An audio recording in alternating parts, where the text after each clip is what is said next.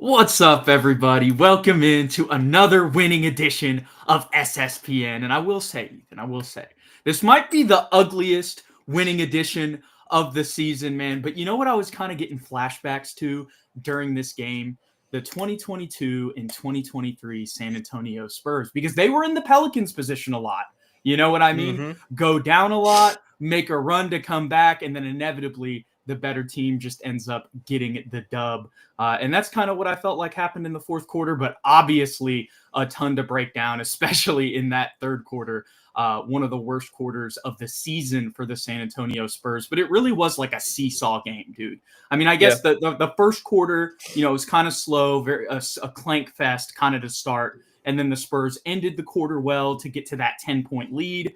But at the end of the day, and then in the second quarter, really took over with the big win in that one. And then the third quarter was like the exact opposite of the second quarter. So not as bad, or definitely a lot worse than the first, you know what I mean, whenever it comes to the Spurs performance. But in the fourth quarter, we're able to find a way to get the dub there, despite Derek Queen's insane game tonight.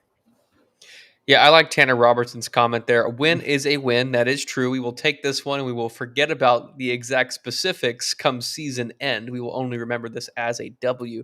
But I like that you brought up 2022-23 season, Jude, because you're right. A lot of the times we were the teams making those third quarter comebacks, but it feels like for the last 4 years, we've also been the team to just have terrible third quarters like this. And it doesn't matter if we're a great team, a terrible team, or just kind of trying to figure things out. This third quarter continues to be an Achilles heel for the Spurs. I don't have the fix, but it is definitely a problem that needs to be addressed at some point.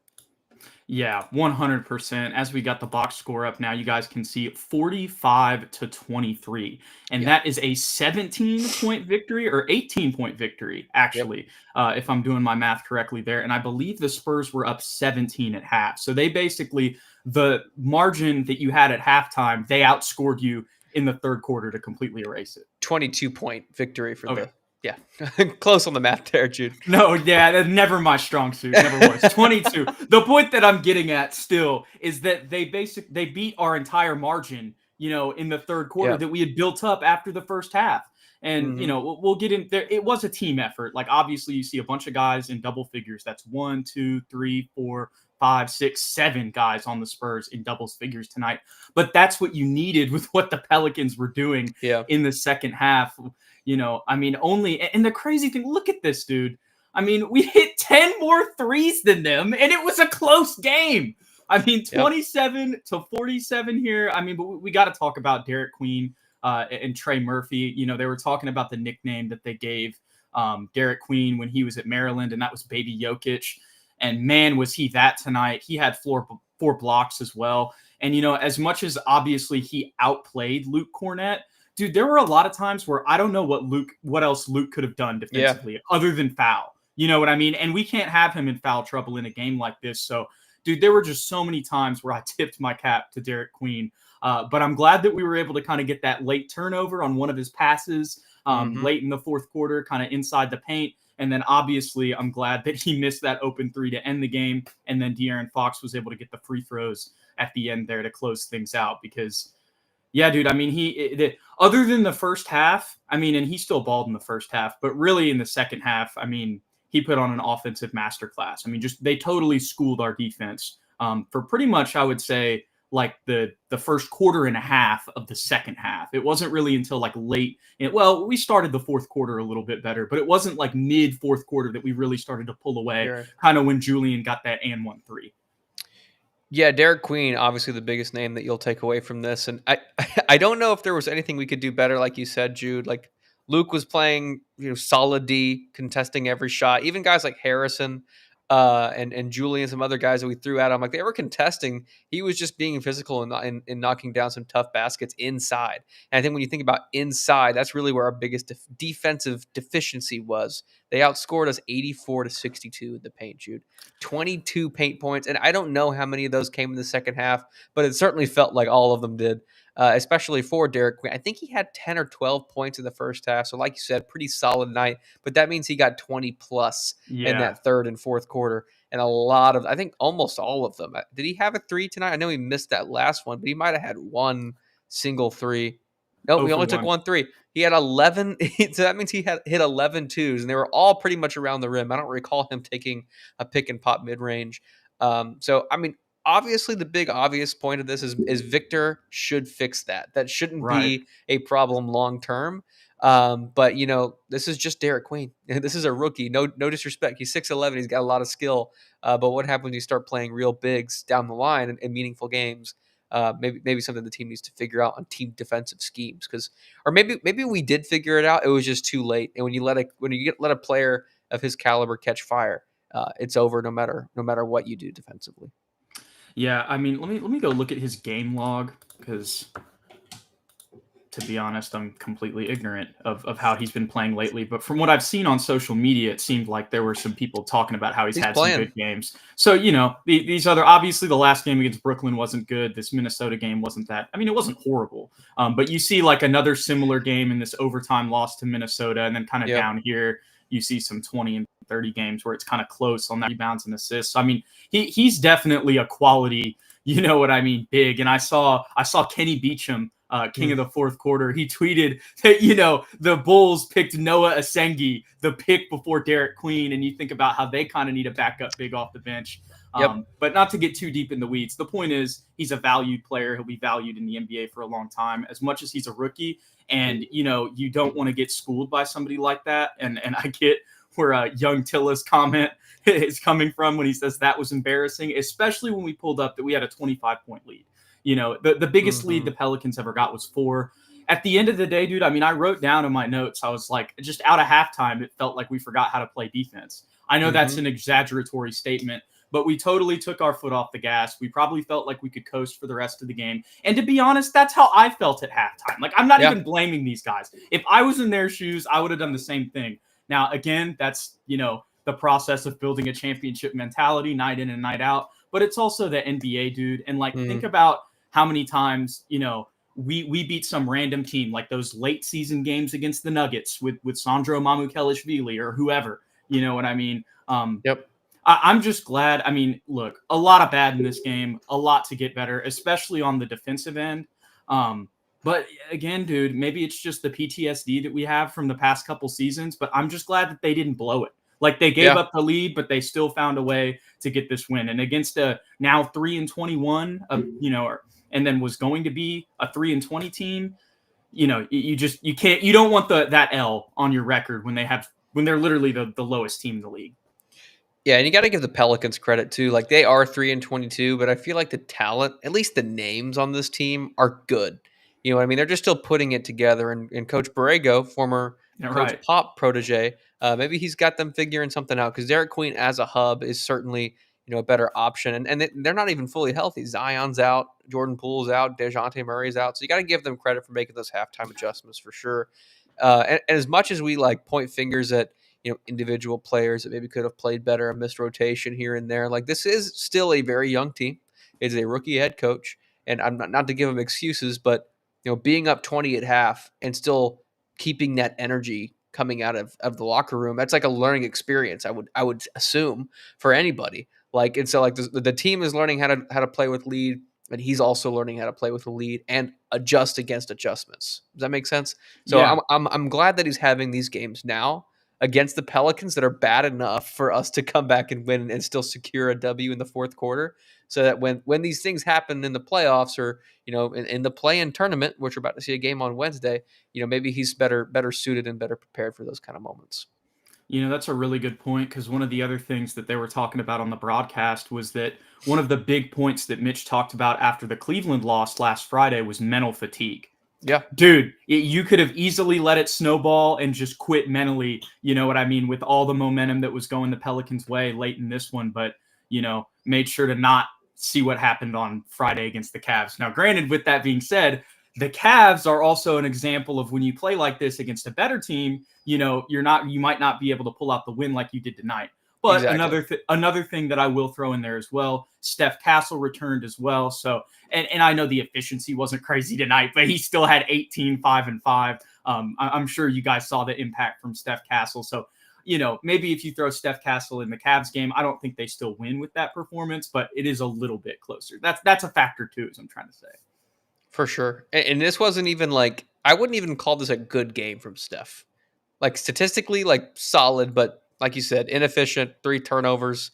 It felt like he Knock some missed a rust lot of off. gimmies. Like he had a lot of like easy layups that he typically hits that he missed. Kind of, yeah, exactly. Looked a little bit rusty. The same with the elbow jumpers. Like those Yep. were money early in the Short. season, and they were just a little short tonight. Yeah, so we can just jump right into the individuals if you don't have anything else on the overall game. But yeah, Yep. anything you got? No, go ahead. Yeah, but when it comes to Steph, man, obviously not the best shooting night tonight for him, but was able to get to the line. We needed those 18 points in whatever way they came tonight. And also, immediately you kind of saw him, on some of his drives being able to, create some guys crash into the rim and then Hmm. dish into open shooters early in the game. I think there was even a little dump off to Luke early as well. So again, just good to see that penetration that he adds to the offense. And again, it's Hmm. just another offensive thing the defense has to worry about. But honestly, you know what I think was the biggest impact of Steph Castle being in the lineup tonight? What was that? Julian Champagnie coming off the bench. Yeah. Yeah. Julian was fantastic. But to just talk about Steph real quick.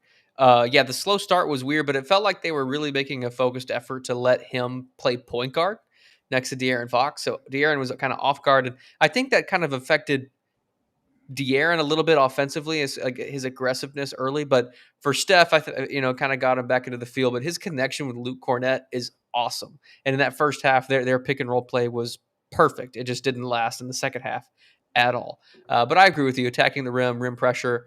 Even when he's missing his shots, it still creates open looks for others, and I think that that's what you saw with Julian Champagnie.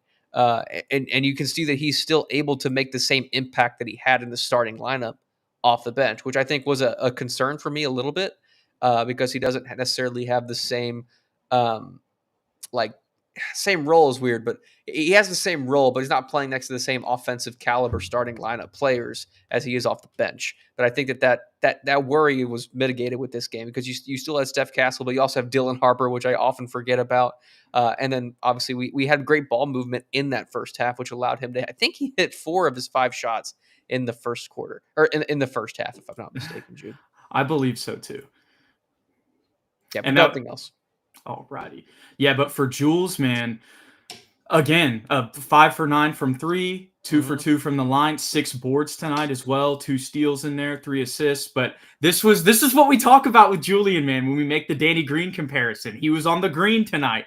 You know what I mean? But the biggest thing for me, and this is what I wrote down in the fourth quarter. Let me see here. The Julian and one flagrant could be a Yeah. turning point. That's what I wrote down. And from that point on, we built that 6-point lead. They got back into it a little bit, but that was really like that little mini run in the middle of the fourth quarter. That's really what pushed us over the top, even if it was just by a couple of baskets. But that's how this game was going to be in the second half. So the clutch shooting throughout the game.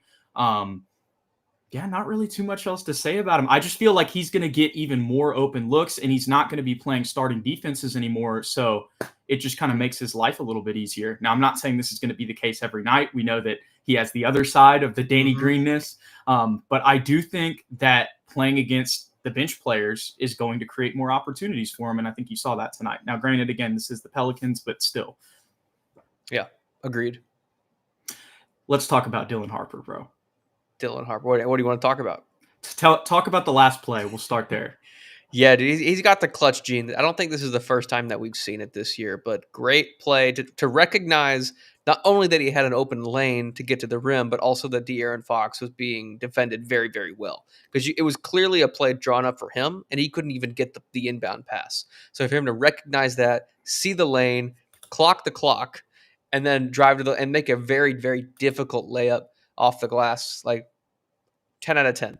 Perfect execution from the young 19-year-old Dylan Harper. For the overall game, I mean, continues to look like a generational point guard, Jude.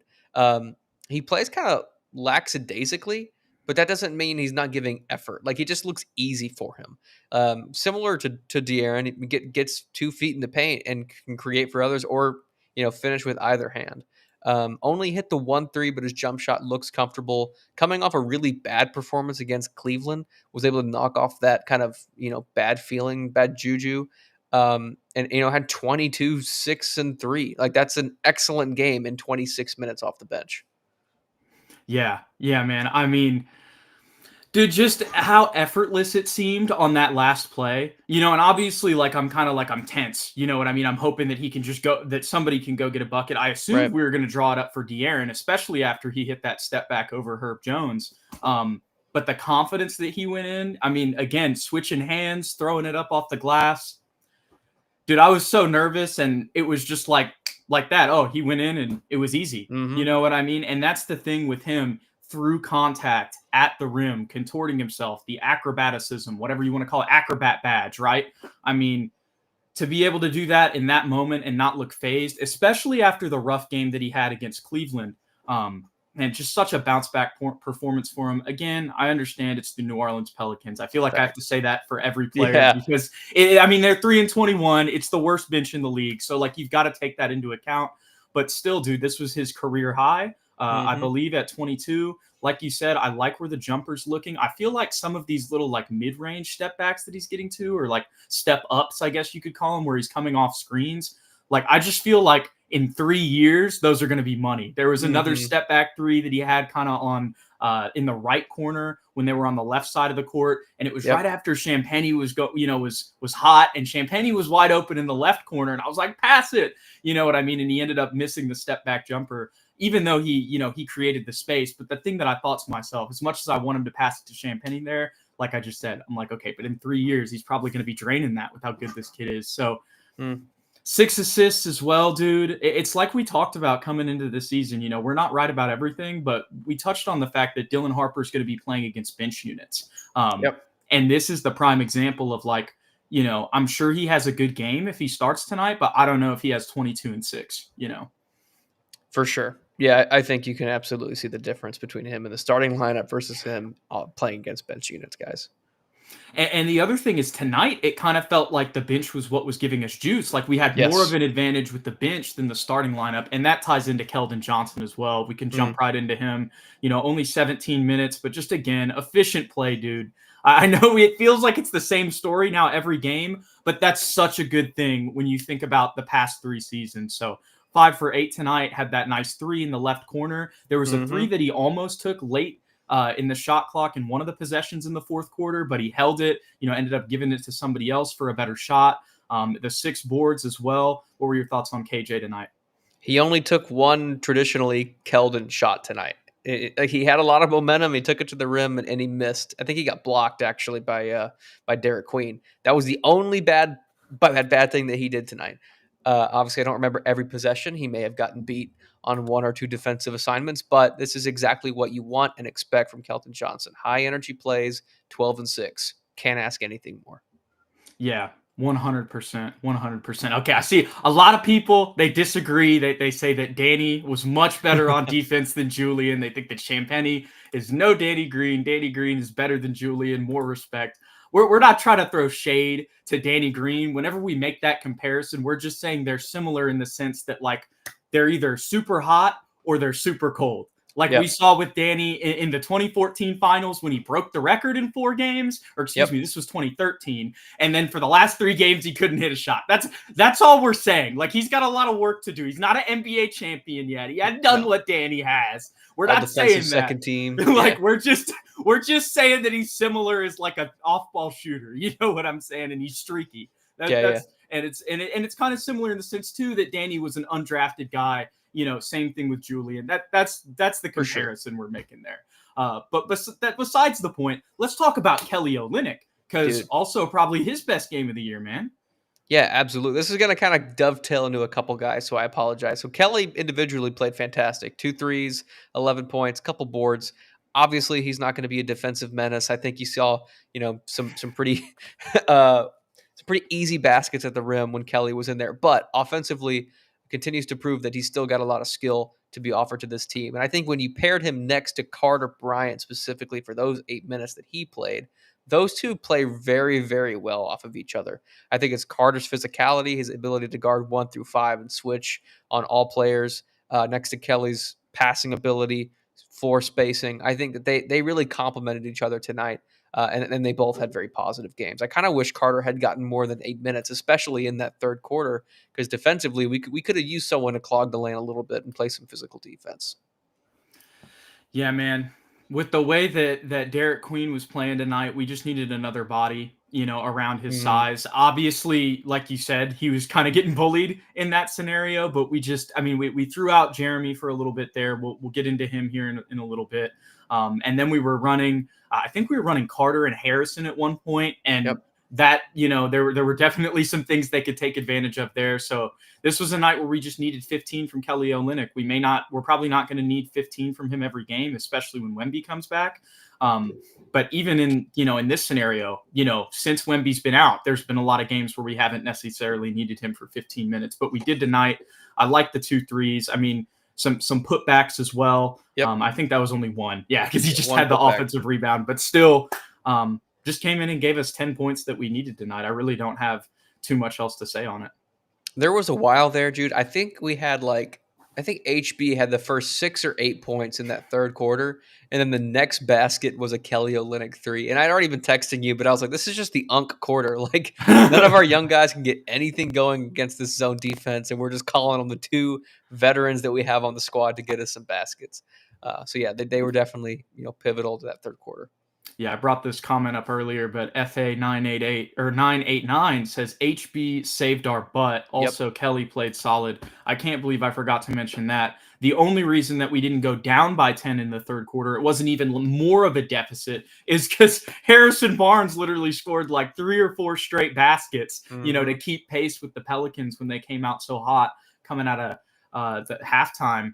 And you can see Harrison super efficient tonight. 24 points, 9 for 15 overall, 4 for 7 from 3. In the first half, dude, he was cooking from 3. We weren't able to really. That was another thing about the second half. With just the amount of transition opportunities that the Pelicans were getting, we had a lot of turnovers in the second half too. We weren't really able to run our sets and get guys like set up in the corners. I mean, you saw that a little bit more with Julian in the fourth quarter, like we mentioned. But again, in that third quarter, it wasn't just defensively that we were totally out of whack.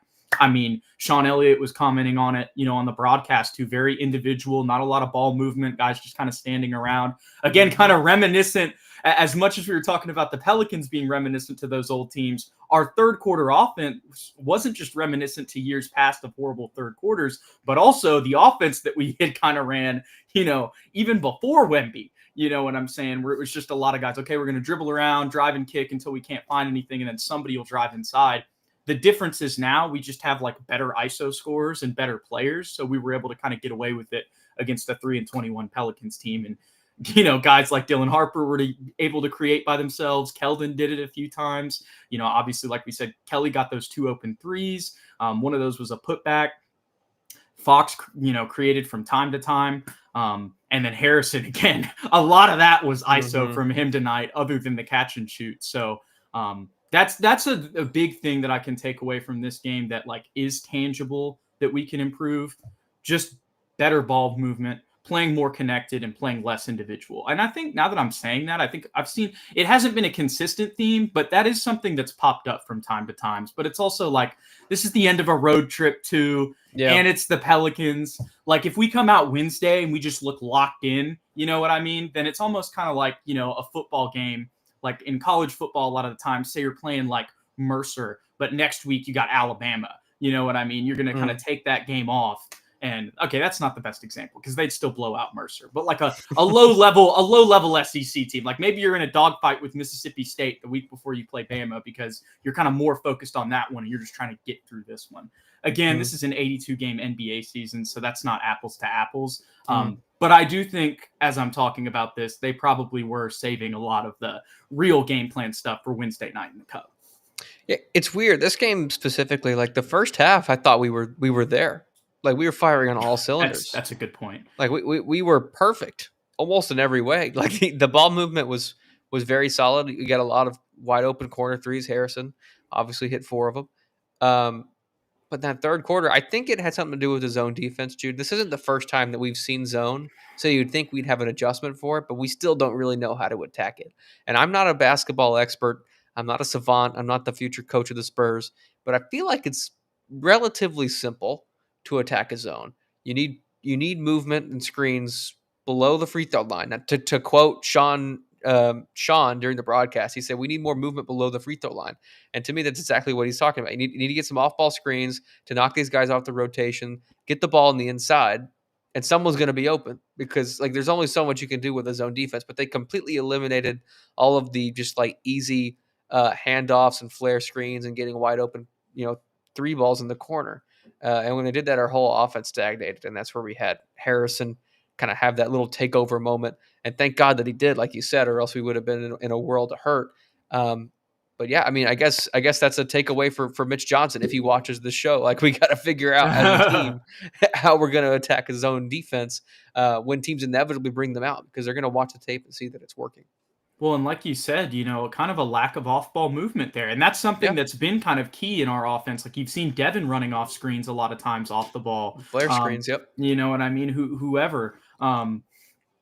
But yeah, you didn't see that as much tonight. But you did make a good point there. In the second quarter, our ball movement was flowing. We were definitely much more connected. But I will say, even in the first quarter, as much as we won that by 10, if you watched that, it was definitely very mucky. It was kind of clunky. until we were able to get things going kind of in that little 10-0 run to end the quarter there. But definitely, like you said, some things that we can improve on there. You mentioned Devin there. Kind of a weird game from him, it felt like. He never got comfortable. Missed, 1 of 5 tonight. And I didn't even think he played a bad game just watching, but now that I'm looking at the stats, as much as, we can sit here and say, oh, it wasn't that bad of a game, this would have been a night where we would have probably liked to see Devin impose himself more, especially with some of the games that we've seen as of late. Yeah. And honestly, same can be said for De'Aaron Fox. But as I say this point, who are the 2 perimeter defenders that were hounding us all night long? It's Herb Jones and it's Trey Murphy III. They are outstanding perimeter. And together they had 6 total steals. And is 6, 7, 8 stocks if you count their 2 blocks they had together. So that's absolutely menacing. And yeah, they kind of caught fire in that third quarter defensively, especially. So that sort of makes sense, but even still, especially for De'Aaron, who you're giving all this money to, he's the second fiddle to Wemby. Kind of a night you need more than just 14 and 7 and 4 turnovers. Like not a pretty game. Well, now that I'm thinking about it, dude, I think De'Aaron and Devin are the 2 highest paid players on the team. Let me pull it up. And that's probably true. Or Harrison. I don't know how much Harrison makes. Yep. Yeah, here it is right here. Harrison is number 3 at $19 million, $37 million for De'Aaron, and $27 million for Devin Vassell. Now, obviously, I think we'd all agree. Overall on the season, I actually think they have been living up to that. I agree. But tonight, again, thank goodness for Dylan Harper having a career game, Julian Champagnie going off, and Harrison, holding it down the way that he did. But definitely would have liked to see a lot more from De'Aaron Fox and Devin Vassell. And these are the type of games, as much as I want to give Herb Jones and Trey Murphy like all the credit in the world for being the type of defenders that they are, if you're De'Aaron Fox or Devin Vassell, you should also kind of take that like, hey, I want to prove a point and score points even on these guys. They say they're the best, let me attack them. But the one thing I will say about De'Aaron, did have 7 assists tonight. That was the leader on the team. That was most of those were in the first half for sure as well. And that's kind of why I felt like in the first half, I wasn't that mad that he wasn't scoring because he was kind of just distributing and it's this Pelicans team and we were up by 20. But when everything snowballed and, it was Harrison instead of him, and even late in the game, there were times where he was kind of passing off to Dylan Harper and stuff. And granted, that worked out. So I guess I can't hate him there for making that decision. But again, just would have liked to see a little bit more self-imposingness. I know that's not really a word, but as I'm saying this, dude, and I'm not even trying to backtrack, but he's also done that. Like I'm saying this, but he's literally been like the king of the fourth quarter. Like he's been Mr. Clutch for us in like all of these games, other than I guess you could say last Friday against the Cavs and the other 2 losses that we have without Wemby. Yeah, for sure. And you can't expect him to be perfect every single night. Just, something I wanted to address. And I think you're right there too. There's like a certain level of passiveness, especially early, to kind of get Steph going. Because I believe this is the first time De'Aaron and Steph have played together this season. I might be wrong on that. They might have played 1 or 2 Ooh. games before he got hurt, but Yeah, but not a lot. it's definitely the first time that De'Aaron, Steph, and Dylan were playing together. So a rotational shift as well. That I'm sure they're all going to have to adjust to and work on that chemistry together. I think that could tie into Devin as well too. Not to make like total excuses. We need to see a better game than Devin, like just point blank, right? Yeah. But I do kind of think that probably tied into it as well because Sean and Jacob were talking about how like it was kind of just staggered guards, like it was a constant Yeah. rotation of guards. It wasn't really like a set guys that they were putting in. But I mean, I feel like we're kind of uncovering the story as we're saying this. Right. This brings me back to Julian Champagnie. He had 29 minutes. He probably won't average 29 minutes a game for the season, but this is a perfect example of our depth. Devin's 1 for 4 tonight. Jeremy or Julian get in there and knock down five threes, and that's exactly what he did. And that's what you need. Kelly Olynyk had 2 as well. Keldon hit 1 of the 1 that he took. So it's kind of a next man up mentality, and it's nice to have that depth because in years past, if Devin had a game like this, we'd be screwed. And the other thing that you can think of is the depth will only, be upped another player when we bring Victor back. You don't sleep on my guy, Jordan McLaughlin, who's also on his way back. David Jones-Carson. Yeah, Lindy Waters is cooking from 3, I bet. Look, Riley Minix, he's next up. He's on his way. He's coming. He's coming Wednesday, trust. Big trust. Okay, let's talk about Jeremy Sohan and Carter Bryant because I think those guys are kind of tied in together. As you guys have probably seen the clip that we put out on Jeremy Sohan recently. I will say, since we've made that video, I feel like his mentality is a little bit better. But with that being said, obviously the fit issues are kind of still there as of right now. And it seemed like what they tested tonight in the first quarter was, okay, Mitch is going to put out Jeremy, as your small ball center. And then I think Harrison might have still been out there. And then it was Julian, Keldon, and Dylan Harper. Kind of a mixture of that. I might be a little bit off there. Oh my goodness. I'm sorry. Remind me where I'm at. Okay, never mind. I know where I'm at. Carter Bryant and Jeremy Sohan. With Jeremy Sohan playing the backup center, I get why they're doing it, just because with the injuries that we have right now and the lack of shooting ability that we've seen from Jeremy, not to repeat what we said in the video. So as time has gone on, I'm seeing more and more like why Mitch is playing him there, just from like a scheme perspective. And, it wasn't like a horrible 4 minutes. You see 3 boards, got the 1 dunk. But, he's running DHOs. There's a couple times that the spacing kind of where he rolled got a little bit mucked up one time with Keldon. And then I don't even think that Mitch took him out because he was like, oh, that was horrible. He's like, okay, I know what that is. I've been seeing it so far, in these last stretch of games that we've been playing. But we haven't really seen Kelly Olynyk and Carter Bryant playing together off the bench in the backup front court. We have seen Kelly and Jeremy. And then, we've seen some times where Carter's been out there with those guys, or maybe like a front court with Jeremy and Carter, but Carter and Kelly in these extended minutes, we hadn't seen yet.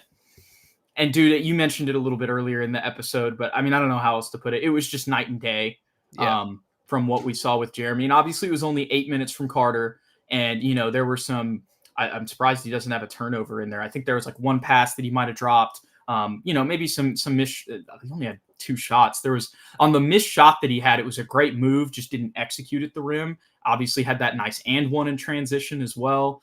But despite like the rawness and maybe like some execution things here and there, you just see the potential oozing out of him. Mm-hmm. And he's already doing the things defensively that Jeremy does. And it also feels like he's placing himself on the court better as well. Just around his teammates. Like he's playing off of his teammates better too. And some of that is like he's not, he doesn't have the same play style as Jeremy. Like he's not setting screens and running DHOs. But even then, it just looks so much more smooth and connected tonight. Again, this is the Pelicans. It's only 8 minutes against the Pelicans, but the backup front court looked a lot better with Kelly and Carter versus, Jeremy and Harrison. Yeah. First of all, I agree. I think we were texting about this. It definitely looked better with Carter and Kelly versus Jeremy at that center position. I still feel bad because I don't think he's a center.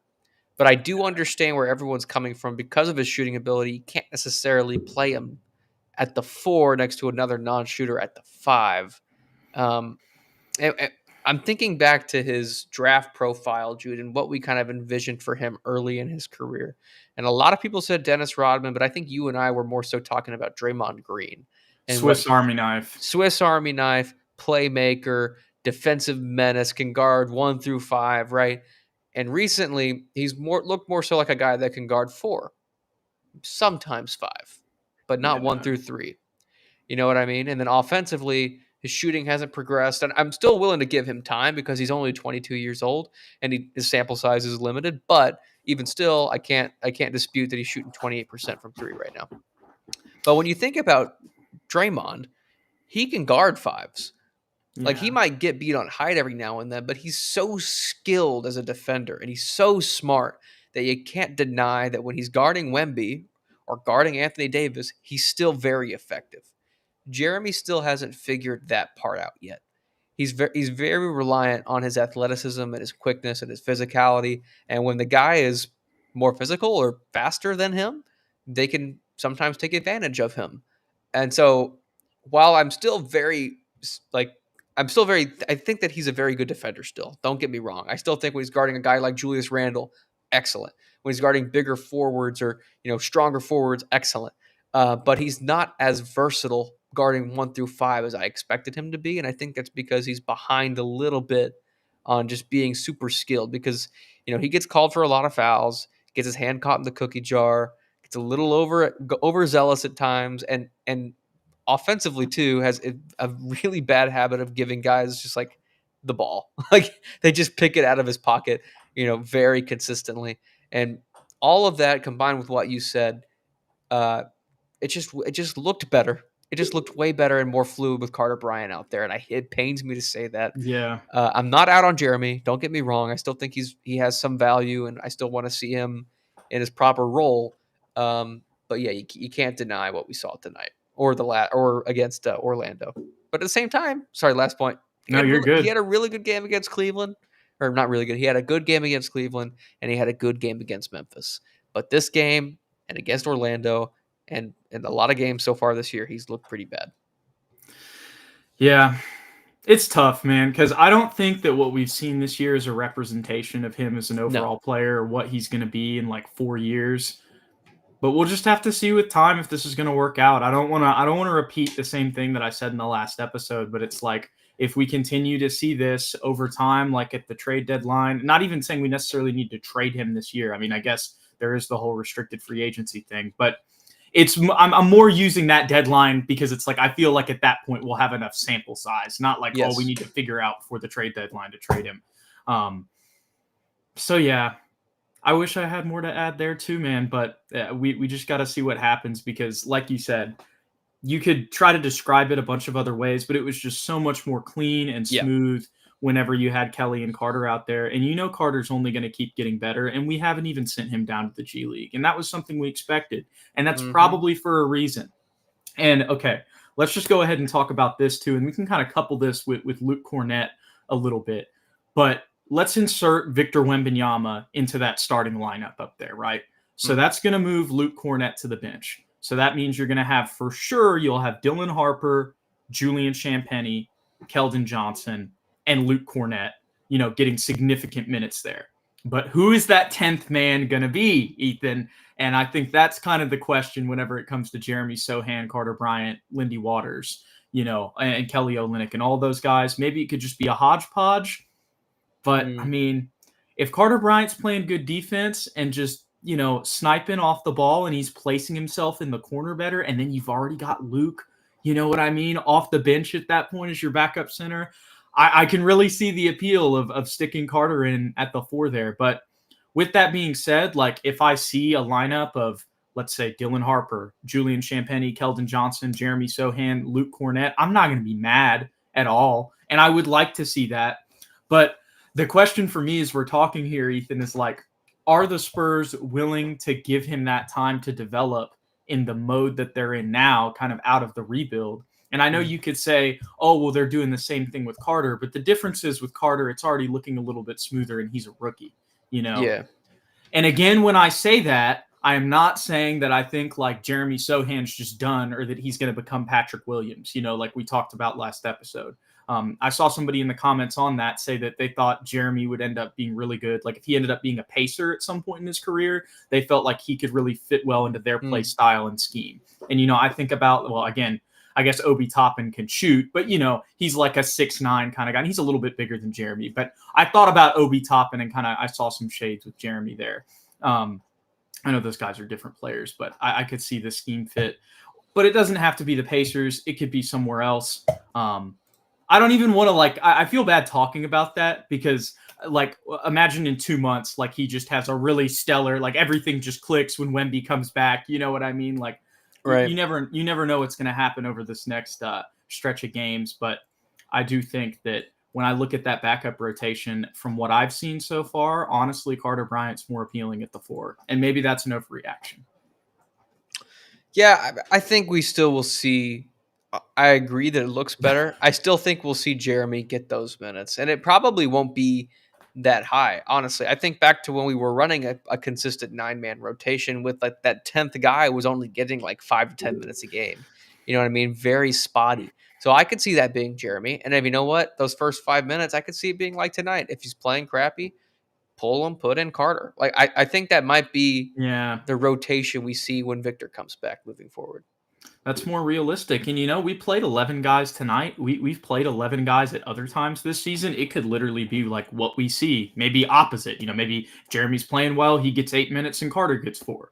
Or maybe if Jeremy's really in rhythm and everybody's meshing off the bench, they leave him in for that game. But that's actually probably the more accurate thing. And hey, say we're playing a bigger team off the bench. You could even throw in Kelly Olynyk at the 4 over both of them. I mean, that's another thing, that you could do. We saw it was like a brief spot, but we did see a few possessions with Kelly Olynyk and Luke Cornett. So that's another option that we have off the bench as well. Without a doubt. Okay. Last comment here. Yop Yop says, "Are you happy with the Mitch coaching? I am definitely not." And there's a lot of people that were kind of talking about Mitch here in the comments. So what were your thoughts on him tonight and kind of the rotations? Well, to answer his question, yes, I am happy with Mitch's coaching because we're 5th in the conference within a game or a game and a half of the second seed. And we're about to go into the semifinal of the NBA Cup. So I am pleased. I think this is better than I expected us to be. But obviously it's not perfect because he's technically a rookie head coach. You can call this his second season, but I'm going to call it his first season. And there have been some questionable decisions at times, maybe some missed adjustments, missed opportunities. But I'm willing to give him the learning curve here because I think he really is a talented guy. Yeah, I completely agree. But just in case he was just talking about tonight's game specifically, what were your thoughts on Mitch tonight? Yeah, I'm a little upset about the third quarter. There are a lot of things to blame for that, but you can absolutely point the finger at him for not making adjustments both offensively and defensively with that defensive zone defense that the Pelicans threw at us, and then obviously not being able to stop anything at the rim. Yeah. Again, just can't let that happen coming out of halftime. But I do want to say that some of that I feel like was more of the players probably taking their foot off the gas, other than Harrison Barnes. Correct. Than, Mitch not having them ready. But I do think that James Borrego, knowing the Spurs system, probably got him on some things at a halftime for sure. So, but I'm sitting here. It's hard for me to criticize Mitch, one, because I don't have the basketball experience he does. But the other thing that I'm thinking, if Pop is calling him and just like, hey, bro, and coaching him up, I saw what happened in the third quarter tonight. Here's what you can get better at, which I'm sure is happening, considering he's the president of the Spurs. Yep. I think that all Mitch can do is continue to get better, and I think this is a damn good floor. I agree. Did you see Tanner? I like Tanner's comment. Not his latest one, but his second to latest one. This one here. 16-7 with Wemby missing 10 games. Bro's coach of the year. That's a really good point. Yeah, we forget about Wemby not being here, especially with how well the Spurs have been playing. Again, tonight was not the best example of that, and neither really was the Cavs game. But overall, in this stretch without Victor, it was like De'Aaron Fox. It was kind of like the old De'Aaron Fox Kings in a way, not just because we have Harrison Barnes, but you got De'Aaron Fox balling, around a team with solid depth that plays together. Absolutely. We finally got to, what did I say right when you got hurt? We're actually getting to watch real basketball for a change. It's been nice. That was exactly what I was thinking about tonight when I saw Wemby on the bench. But we're about to get back to alien mode, maybe potentially this Wednesday. He is making the trip to LA. He participated in shoot around today. Now, again, it's not confirmed that he's going to play in that one, but considering it's a cup game and the Spurs are taking him, I'll go out on a limb, knock on wood. I'm going to say that I think they're taking him there for a reason. Yeah, I'm gonna knock on wood as well, but I think he's playing. Absolutely. Last comment I'll have here. Easy says Mitch has to get a handle on these third quarter collapses. 100%. Jacob says Sohan can play D. Just saying, 100%. That is definitely a skill that he has. 1,000%. That's not what's keeping him off the court. And Tanner Robertson, Devin being prime Kobe helps. It does. We need him. We need that back from that Nuggets game a couple of weeks ago. Other than tonight, he was averaging 22 and 4 over the last 5 games. So this was definitely an average, brings it back down to earth with this game. 100%. But again, we appreciate all of you guys hanging out with us tonight. If you guys enjoyed the content, don't forget to hit that like and that subscribe button below. If you want to stay updated with the channel, follow us on X or Twitter at SSPN on YT, at Jude McLaren, and at Ethan_Quintero. And if you want to support the show, go check out our merch. We got the Fiesta merch. Been rocking it every episode. It's the winter time. It's nice and cozy. So y'all go check that out in the description below as well. Again, we appreciate